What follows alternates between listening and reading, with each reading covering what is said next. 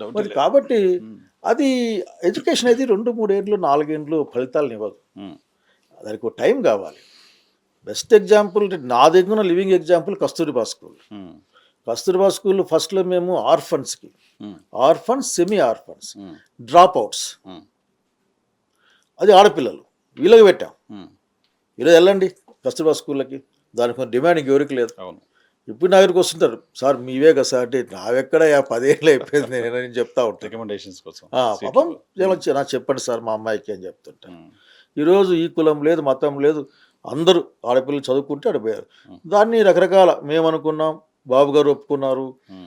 జగన్మోహన్ రెడ్డి గారు కంటిన్యూ చేశారు, ఇంటర్మీడియట్ దాకా తీసుకెళ్ళారు. సిస్టమ్ అది, దట్ ఈస్ ద సిస్టమ్. హ్మ్. హ్మ్. అంతేగాని కాంగ్రెస్ పార్టీ పెట్టిపోయింది కాబట్టి దీన్ని పీకేయాలా, హ్మ్.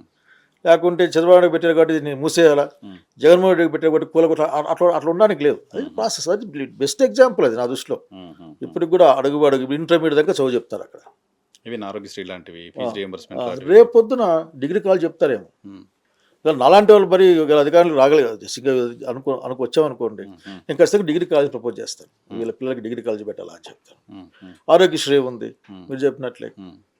ఆ తర్వాత ఫీ రియంబర్స్మెంట్ ఉంది. హ్మ్. అవన్నీ కాంగ్రెస్ పార్టీ తీసుకొచ్చినవి. ఇవన్నీ కదా ఐడియాలజీ, అంటే ఈ ఐడియాలజీ ఉంటుందని చెప్పేది నేను. కరెక్ట్. ఈ ఐడియాలజీ ఇక్కడ ఉండదు. హ్మ్. వీళ్ళు ఏమనుకుంటారు, చదువుకోవడానికి బాధ్యత ఉండాలా, వాడు డబ్బులు కడితే బాధ్యత ఉంటుంది, ఎంతో కొంత డబ్బులు కట్టాల్సిందే హ్మ్. అనే ఆలోచన ఇది, హ్మ్. ఈ ధోరణి ఇది. హ్మ్. ఇంకా గనిగా మంచి చెప్పుకోవాల్సి వస్తే, మేము చదువుకున్న రోజుల్లో దేశం బాగుండి సమాజం బాగుండి అందరూ బాగుంటే అందులో మనం బాగుంటాం. హ్మ్. ఇప్పుడు అది ఆ రోజు మాకు నేర్పించింది. ఈరోజు ఏంటి, నువ్వు న్యూక్లియర్ బాగుండు అందరూ బాగుంటారు. న్యూక్లియర్ ఐడియాలజీ కదా ఇప్పుడంతా. హ్మ్. దీని రెండింటి మధ్య చాలా తేడా ఉంది. హ్మ్. హ్మ్. హ్మ్. ఆ రోజున కుటుంబ ఆదాయం అనేది కుటుంబాంది, హ్మ్. ఎంతమంది ఉన్నా సరే, అంటే వాడు బాధ్యత వహించాలి. ఊరికి నాకు 10,000 శాలరీ ఉంది కదా 5,000 ఖర్చు పెడతా అంటే ఫ్యామిలీ ఒప్పుకోదు. హ్మ్. ఇప్పుడు అట్లా కాదు, నా 10,000 నా ఇష్టం. భార్య శాలరీ భార్యదే, భర్త శాలరీ భర్తదే. అంత దూరం ఎందుకులే కానీ మళ్ళీ ఇట్లా పోతే కాఫీ ఇవ్వరు కానీ. సో ఆ కాలం కదా, ఆ! కనుక ఈ ఆలోచన ఎట్టుపోతుంది దాని యొక్క మూలం మీద అర్థం చేసుకోవాలి. కరెక్ట్. చంద్రబాబు నాయుడు గారి యొక్క గ్రూప్ యొక్క ఆలోచన అది అల్ట్రా రైటిస్ట్ ఆలోచన. హ్మ్. జయప్రకాష్ నారాయణ గారి ఆలోచన అది. హ్మ్. హ్మ్. హ్మ్. ఆయనతో సార్ అసెంబ్లీలో కొద్ది డైనా ఆఖరి వ్యక్తి ఏదో చెప్పు స్వామి నాకేం చెప్పిన, ఓకే హ్మ్. గంభీరంగా మాట్లాడడం కదా సార్ నువ్వు ఏంటంటే, ఈజ్ రైట్. హ్మ్. అతను ఒక సిస్టమ్ సపోర్ట్ చేస్తూ ఉంటాడు, హ్మ్. మేము ఇంకో సిస్టమ్ సపోర్ట్ చేస్తాం. హ్మ్. జగన్మోహన్ రెడ్డి గారికి, చంద్రబాబు నాయుడు గారికి వ్యత్యాసం ఏం కనపడుతుంది? స్కీమ్స్ ఇంప్లిమెంటేషన్ చేయడంలో కావచ్చు, ఈ స్కీమ్స్‌లో వీటిలో కావచ్చు. జగన్మోహన్ రెడ్డి గారికి సరే, అతను ఎంత చెప్పినా ఏం చేసినా కాంగ్రెస్ పార్టీకి సంబంధించిన వాసనలు అతనిలో ఉంటాయి. అంతే కదా! దశాబ్దాలుగా కాంగ్రెస్ ఉంటాయి. ఫ్యామిలీ కదా! ఆ! అరే పిల్లలకి కానీ స్కూల్ కట్టాలా, హ్మ్. హాస్టల్ కట్టాలా, ఇండ్లు కట్టాలా, తర్వాత నీళ్ళు ఇవ్వాలా, రైతు దెబ్బతింటాడు, హ్మ్. రైతుకి ఎట్లా చేయాలా, హ్మ్. రైతుకి పంట పెట్టుకునే అవకాశం ఏంది, హ్మ్. పంట అమ్ముకునే అవకాశం లాస్ట్ ఆలోచిస్తాం మేము. హ్మ్. కానీ పంట పెట్టుకోవాలా, బాగుండాలని ఫస్ట్ ఆలోచన మనకు వస్తుంది. హ్మ్. కానీ బాబు గారికి ఈ పంట ఎట్లా అమ్మాలా అనే ఆలోచన వస్తుంది. హ్మ్. హ్మ్. హ్మ్. ఆలోచన ఎట్లా వచ్చిన తర్వాత ప్రైవేట్ మార్కెట్ యార్డ్లు పెడదామా అనుకుంటాడు. హ్మ్. గవర్నమెంట్ మార్కెట్ యార్డ్లు పనిచేయడంలే, గవర్నమెంట్ నువ్వు నీ మార్కెట్ యార్డ్ పనిచేయాలంటే ఎవరిని తిట్టాలో నువ్వు అర్థం చేసుకోవాలా, హ్మ్. హ్మ్. ప్రైవేట్ మార్కెట్ యార్డ్లు అని ఆయన ఆలోచన, అది ఆయనకు వస్తుంది హ్మ్. అసలు. కాబట్టి ఇటువంటి ఆలోచనలోనే తేడా ఉంటుంది, హ్మ్. దీంట్లో ఏమి ఆలోచనలోనే తేడా ఇది. హ్మ్.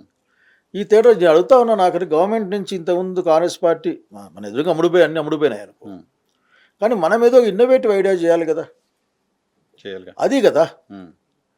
మన దగ్గర ఉన్న 1,00,000 కోట్ల ప్రాపర్టీని ఒక కంపెనీకి ఇచ్చి నెల నెల ఒక 1000 మందికి ఉద్యోగాలు ఇస్తా అని చెప్తే, ఆ 1,00,000 కోట్లు బ్యాంకులు వేసినా ఉద్యోగుల జీతాలు ఇచ్చు వాళ్ళకి. హ్మ్.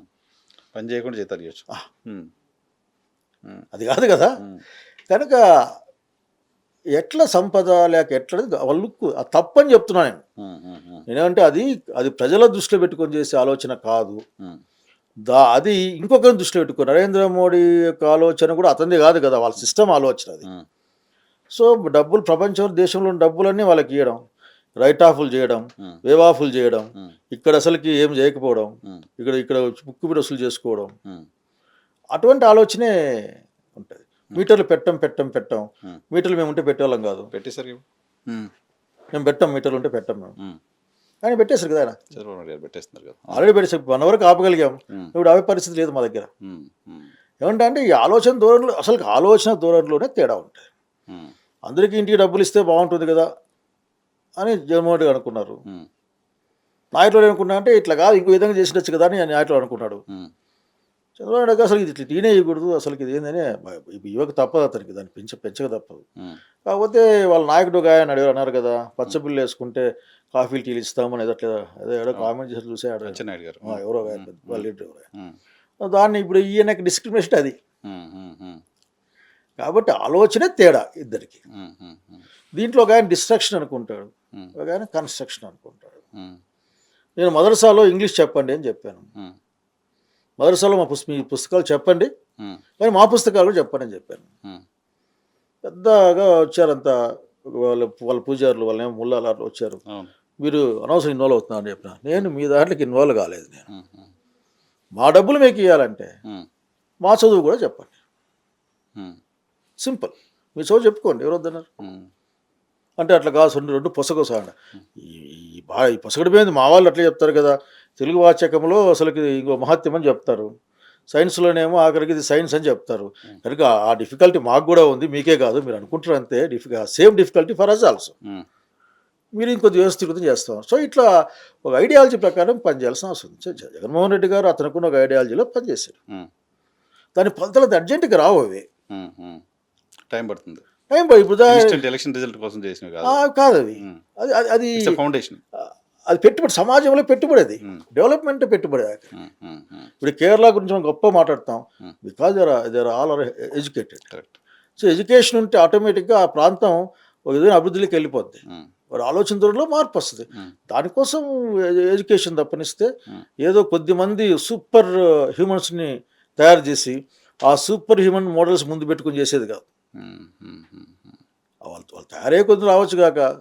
మీకు బాగా గుర్తుకుంటే పివి సింధు గారు మెడల్ తెచ్చుకున్నారు, గెలిచి వచ్చారు. చూశారు కదా ఆ రోజున,